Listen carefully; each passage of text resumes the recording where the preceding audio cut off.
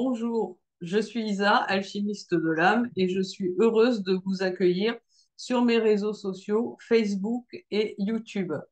Si vous ne me connaissez pas encore, j'ai créé la numérologie alchimique de l'âme qui vous offre toutes les clés indispensables pour avoir une parfaite connaissance de vous, y compris de ce qui vous influence totalement inconsciemment pour harmoniser votre chemin de vie et votre contrat d'âme dans une vie plus fluide et pour débloquer votre parcours flamme jumelle ou similaire, hein, n'importe quel autre lien d'âme, par l'exploration des miroirs avec votre autre et grâce également aux puissants soins énergétiques de libération transgénérationnelle et karmique que j'intègre à vos coachings.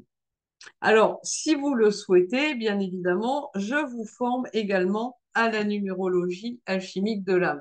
Ce peut être pour un bénéfice personnel, déjà vous connaître vous-même d'une manière parfaite, savoir également mieux communiquer avec ceux qui vous sont proches pour un relationnel apaisé, savoir aussi aborder une personne inconnue lors d'un rendez-vous important pour fluidifier les échanges. De la même manière, si vous êtes consultant, coach ou thérapeute, la numérologie alchimique de l'âme est un merveilleux outil pour connaître très rapidement vos clients de manière approfondie et optimiser les résultats que vous obtenez avec eux. Voilà. Alors ensuite, ce que je voulais vous dire aussi, c'est que les épreuves que j'ai traversées au cours de ma vie, associées à toutes les formations que j'ai intégrées, parce qu'évidemment, chaque épreuve m'a conduite à changer qui je suis et également à évoluer sur mon chemin de vie, eh bien, ça m'a permis, je vais y arriver, ça m'a permis d'acquérir toutes les clés indispensables pour vivre dans la paix et la joie intérieure. Et j'ai remarqué que ces dernières années, on a été énormément, toutes et tous, dans des vibrations de stress et d'anxiété. On l'est toujours. Et donc, si actuellement, bien, vous avez en théorie tout pour être heureuse ou heureux, mais que vous sentez totalement submergé mentalement et émotionnellement entre un poste à responsabilité où vous vivez des pressions et peut-être une vie personnelle où vous vivez eh bien d'autres pressions différentes, que chaque jour ressemble à un éternel combat dans une vie qui est en perte de sens, que vous vous sentez épuisé dès le matin et que ce mal-être induit une dégradation des relations avec vos proches qui ne vous comprennent plus, eh bien, mon tout nouvel accompagnement Nature et Soi est fait pour vous. Grâce à Nature et Soi, en une semaine, vous allez retrouver joie, sérénité, confiance absolue en vous. Et après cette semaine, je vous accompagne durant 3 mois à déployer qui vous êtes vraiment et la vie qui vous correspond dans la matière, à ancrer tout ça. Alors, je vous invite à le découvrir sur mon site LearnyBox, isa-numérologie-alchimique, et à réserver votre appel gratuit. Ainsi, je pourrai répondre en direct à toutes vos questions. Voilà. Vous disposez, tant sur YouTube, dans les descriptifs des vidéos, que sur mon profil Facebook, de tous les liens nécessaires pour visiter ce site et pour réserver votre appel gratuit. Donc, il me reste, avant de passer à ce qui nous occupe aujourd'hui, à vous remercier pour votre présence ici et à vous remercier pour vos likes, vos commentaires, vos partages de mes publications, car c'est cela qui me permet d'apporter un maximum de valeur à toujours plus de personnes. Donc, merci énormément à vous, gratitude. Et aujourd'hui, nous allons voir comment va se dérouler votre année 2025, année universelle 9, si vous vous trouvez dans une année personnelle 1, 2 ou 3. Alors, si vous n'avez pas vu ma publication 2025 en numérologie, rapidement, hein, cette année 9 universelle est une année qui impose au collectif de réaliser le tri dans sa vie afin de sélectionner ce qu'on veut amener dans le cycle suivant qui débutera en 2026 et surtout trancher avec le passé et toutes les choses dont on ne veut plus. Alors néanmoins, ce contexte universel n'est qu'une toile de fond et votre année personnelle domine ce que vous allez vivre. Donc aujourd'hui, on s'occupe, hein, des personnes qui sont en année personnelle 1, 2 ou 3, et puis dans les jours à venir, on verra ce qui se passe pour celles qui sont en année personnelle 4, 5 ou 6, et enfin 7, 8 ou 9. Alors, pour rappel, le calcul de votre année personnelle, c'est très simple. Il suffit d'additionner votre jour de naissance, votre mois de naissance et l'année universelle et de réduire le total obtenu à un chiffre compris entre 1 et 9. Alors, pour comprendre à quel moment votre année personnelle est au maximum de sa puissance, je vous invite également à aller voir 2025 en numérologie. Comment est-ce qu'on va procéder pour regarder comment ça va se passer pour vous? Eh bien, pour chaque année personnelle, nous verrons son énergie de base. Alors, je vous rappelle ou je vous informe que sur mon site Learnybox isa-numérologie-alchimique, vous avez un PDF gratuit, hein, à ce sujet qui traite justement de vos années personnelles dans leur énergie fondamentale. Et donc, par rapport à 2025, nous allons voir comment s'unissent les énergies de votre année personnelle et de l'année universelle en les additionnant, et on va voir également ce à quoi il vous faudra veiller en regardant l'énergie complémentaire par soustraction. Alors, que se passe-t-il pour vous si vous êtes en année personnelle 1? Alors, en année personnelle 1, il vous est demandé d'être autonome et d'initier de nouvelles choses par vous-même.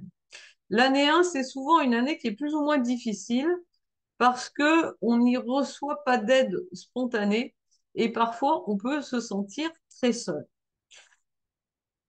L'union des deux vibrations nous redonne le 1 qui vient du 10, donc le 0 à droite du 1 vient renforcer la puissance du 1. On a donc bien une année idéale pour débuter un nouveau travail, par exemple, pour créer votre entreprise si c'est l'envie qui vous anime. Et je vais préciser des choses par rapport à la création d'entreprise, parce que c'est quand même quelque chose de très important. Une création d'entreprise, soit on le fait en année 1, soit on le fait en année 5, mais pas les autres années. Récemment, j'ai entendu une numérologue très connue inviter à créer une entreprise en année 4. Alors ça, c'est une énorme bêtise parce que l'année 4 est faite pour structurer, solidifier, ce qui existe déjà afin de le développer en année 5. En revanche, toute création d'entreprise en année 4 est vouée à l'échec parce que vous aurez inévitablement des retards, une administration et des banques qui jouent contre vous, une énorme lenteur à trouver vos premiers clients et de grandes chances que nombre d'entre eux vous laissent des impayés. Donc, bon, je referme la parenthèse. Attention, l'année 1 n'est pas non plus favorable à la naissance d'un tout nouveau couple. Donc, si vous rencontrez quelqu'un, eh bien, je vais vous dire, prenez le temps de faire connaissance, hâtez-vous lentement Et si vous devez vivre ensemble, eh bien, ça se fera en année 2. Mais en année 1, ça risque de pas bien le faire. Voilà. Donc, votre année personnelle 1 dans cette année universelle 9, elle vous amène donc à créer de nouveaux projets, aussi à initier une nouvelle manière d'être que vous allez développer dans les années suivantes du cycle. Mais il est extrêmement important, je le redis, de le faire sur des bases saines. Autrement dit, si dans l'année qui précède votre année personnelle 9, vous n'avez pas effectué le bilan nécessaire, vous n'avez pas sorti de votre vie tout ce dont vous ne vouliez plus, tout ce qui ne vous servait plus, il est urgent de le faire le plus rapidement possible et en tout état de cause avant le 31 mars. Je vous invite encore à voir 2025 en numérologie. Sinon, bien tout ça risque fort de vous sauter à la figure et de vous mettre de puissants bâtons dans les roues.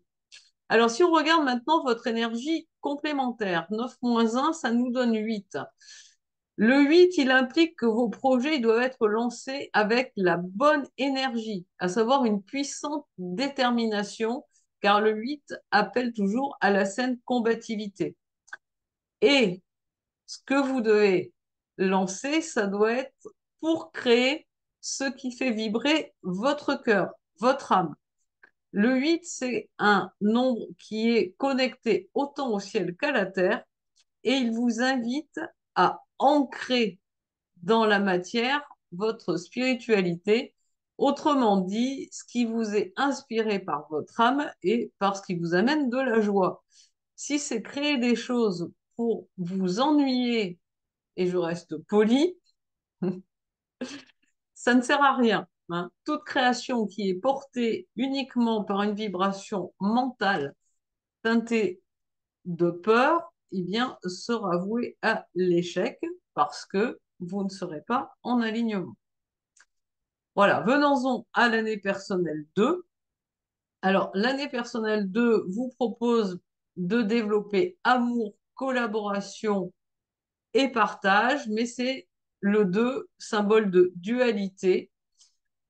Donc, cette année personnelle 2, elle peut aussi entraîner des conflits et des litiges qui peuvent parfois être simplement des conflits intérieurs et une difficulté à se décider.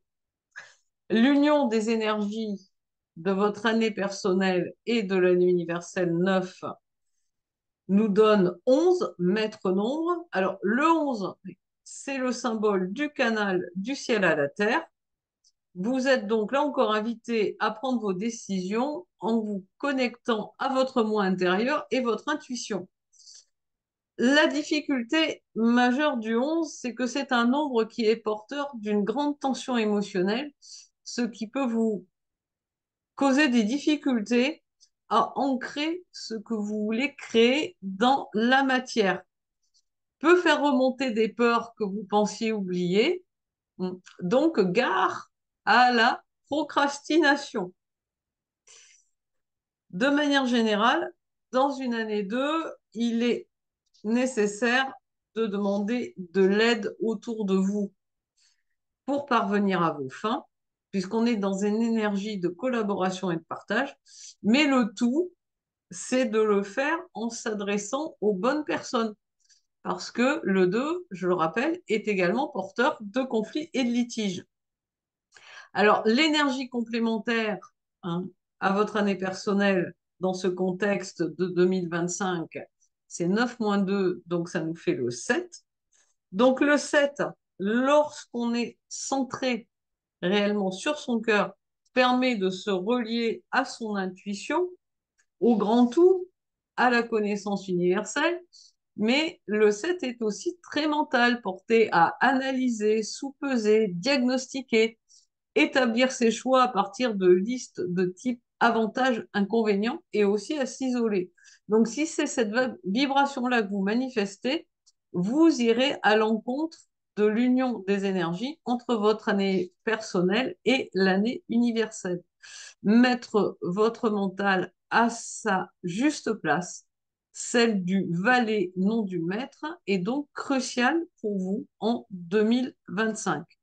Alors, si vous êtes dans une année personnelle 11, hein, 11 plus 9, ça nous donne 20, qui se réduit en 2. Donc, tout ce que je viens de vous dire présentement est valable à l'octave supérieure, puisque 11 plus 9 égale 20, on a le 0 à la droite du 2 qui renforce et démultiplie son énergie.